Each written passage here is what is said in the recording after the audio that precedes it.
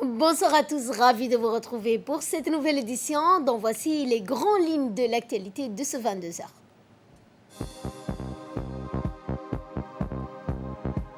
Et en athlétisme, coup d'envoi de la 22e et première édition internationale des 15 km de Djibouti Télécom, c'était cet après-midi. Dans l'actualité également, signature d'une convention de subvention entre les membres du Conseil régional et Expertise France. Concernant la Covid-19, le nombre de cas sont en chute pour la première fois en Afrique, c'est ce que nous verrons en fin de journée. C'était les titres. Place au développement. La Fédération djiboutienne d'athlétisme, en collaboration avec Djibouti Télécom, a organisé cet après-midi la 22e édition et 15 km de Djibouti Télécom. 3 courses étaient au programme de l'événement, le 5 km, 10 km et enfin le 15 km avec la participation de plusieurs athlètes internationaux dont l'Éthiopie, l'Ouganda, le Rwanda, la Tanzanie et le Kenya. C'est ainsi que pour le 15 km de Djibouti Télécom change et devient 15 km international de Djibouti Télécom 2022. Le coup d'envoi des 3 courses à intervalles près, en commençant par le départ des 5 km hommes et femmes, suivi du départ des 10 km hommes. En dernier, le coup d'envoi des 15 km international a été donné en présence du président de la Fédération d'athlétisme de Djibouti, M. Saïd Ismail Hassan, du directeur général de Djibouti Télécom, Mohamed Assouebou, de la présidente du comité olympique de Djibouti, Mme Aïcha Garad, ainsi que plusieurs représentants partenaires. Le parcours était composé d'une boucle de 5 km, en grande partie concentrée au centre-ville. Pour les 15 km, donc il fallait effectuer 3 boucles. Les organisateurs, notamment de cet événement sportif qui est devenu au fil des années un rendez-vous incontournable. Et dans notre notamment réaction que nous avons prise cet après-midi du vainqueur des 15 km, eh bien, qui a indiqué, notamment, je le cite, donc il a indiqué qu'il était ravi et fier d'être le premier de ce 15 km de Djibouti Télécom. Monsieur, donc, c'est Ibrahim Hassan Bouh Diogas de la garde républicaine, l'athlète djiboutien, s'est honoré de la première place. C'est la première édition internationale qui a vu la participation de nombreux athlètes internationaux venus des pays voisins, dont l'Éthiopie. Il a précisé que cette victoire va le motiver pour les prochains JO de Paris de 2024. M. Ibrahim a remercié notamment le président de la République, le comité olympique ainsi que la Fédération djiboutienne d'athlétisme pour son soutien. Et à l'issue des différentes courses à l'affiche de cette 22e édition et première édition internationale des 15 km de Djibouti Télécom, les officiels ont remis des trophées, des récompenses aux vainqueurs.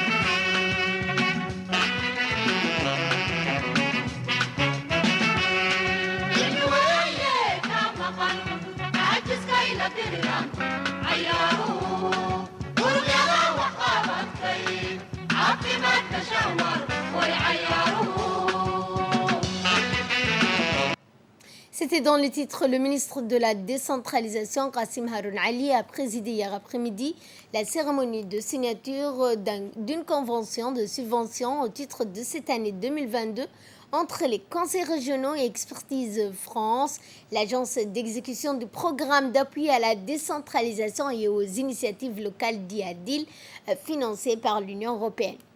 Cette cérémonie s'est déroulée en présence du chef de coopération de la délégation de l'Union européenne, Bernard François, du chef de projet d'Expertise France, Thibaut Gobry, des membres de son équipe et des 5 présidents des conseils régionaux, mais également des hauts cadres du ministère délégué chargé de la décentralisation. Dans son allocution, le ministre délégué à la décentralisation a profité de l'occasion pour rappeler que le développement des régions par le biais de la mise en valeur des potentialités de chacune d'entre elles constitue une composante importante des priorités nationales de la politique du chef de l'État.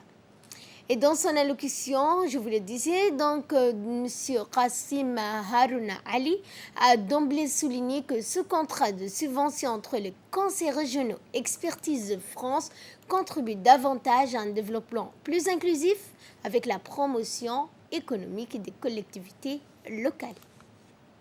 D'abord d'exprimer l'immense plaisir qui est le mien, qui est de se rencontrer encore une fois de plus, d'autant plus que l'occasion de la rencontre est d'une importance capitale pour la mise en œuvre de la politique de la décentralisation, telle que voulue par le président de la République, son Excellence Ismaël Omar Guelleh, inscrite dans la stratégie du gouvernement et tracée dans la feuille de route 2021-2025 de mon département.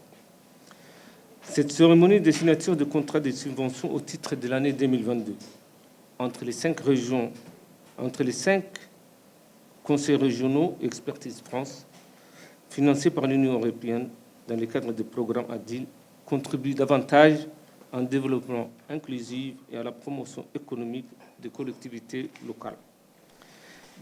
Depuis l'élaboration de la stratégie Djibouti 2035, le programme national de développement 2020-2025, Djibouti ici, la volonté du chef d'État pour renforcer le processus de la décentralisation en faisant des régions de l'intérieur le véritable acteur du développement du pays ne cesse de se confirmer jour après jour, et la dernière en date, le rehaussement du statut de mon département, faisant passer des secrétariats d'État au ministère délégué à la décentralisation.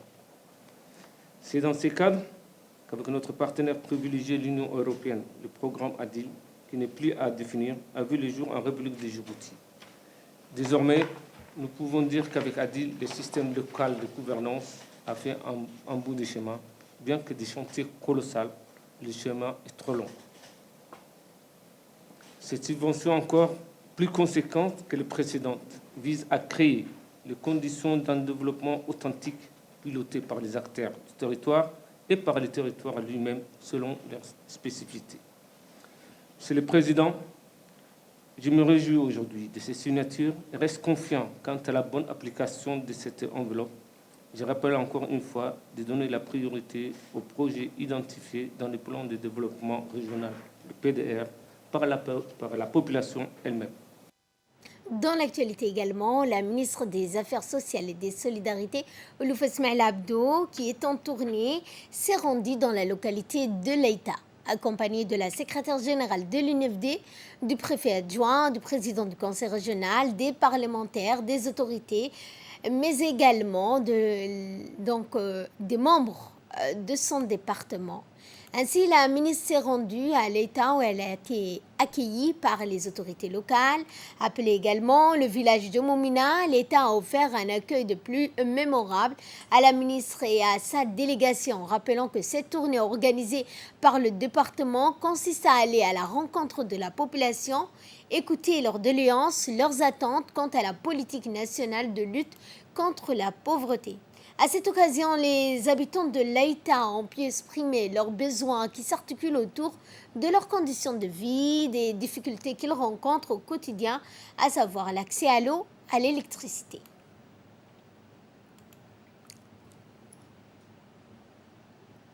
La ministre des Affaires sociales et des Solidarités s'est également rendue à Arta. Cette semaine nationale est placée, rappelons-le, sous la thématique de la politique de lutte contre la pauvreté vers davantage d'autonomisation, une ambition que rappelle la ministre ne peut être faite sans l'implication et l'utilisation de la CPEC, la Caisse populaire d'épargne et de crédit. C'est la raison pour laquelle la ministre a tenu à visiter lors de cette journée l'antenne de la CPEC à Arta. Épargner, c'est investir dans le futur et pérenniser en même temps une meilleure condition de vie pour les ménages les plus nécessiteux. Outre les transferts monétaires, le ministère des Affaires sociales oriente la population à créer des activités génératrices de revenus, à développer leur potentialité et ainsi leur élever leur niveau de vie.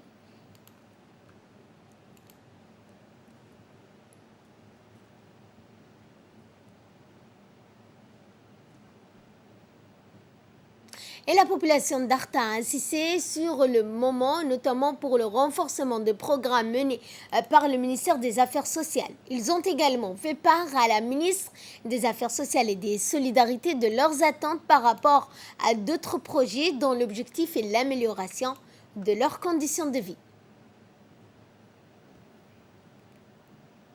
Écoutons leur doléance, la ministre des Affaires sociales et des Solidarités a tenu à rappeler les prérogatives de son département qui met tous ses efforts pour réduire la pauvreté, sortir la population de la précarité. En plus de l'assistance sociale qui a toujours été octroyée aux plus démunis à travers les programmes de transfert monétaire, le département des Affaires sociales et des Solidarités valorise plus que jamais l'autonomisation de la population. Et de là, nous passons à ce qui domine l'actualité internationale. Je vous le disais dans le titre, l'Afrique. Eh bien, pour la première fois, selon l'OMS, le nombre de cas de Covid-19 est en baisse en Afrique du Sud, où la variante Omicron a été notamment découverte pour la première fois, a connu une baisse des cas en cours dès 4 semaines. Cependant, les cas en Afrique du Nord continuent d'augmenter avec une hausse de 55%. Le continent doit non seulement identifier et intensifier la vaccination, mais aussi obtenir un accès élargi et équitable aux traitements essentiels pour lutter efficacement contre la pandémie du Covid-19. Et c'est sur ce point que ce journal touche à sa fin. Merci de votre fidélité. Excellent week-end à toutes et à tous.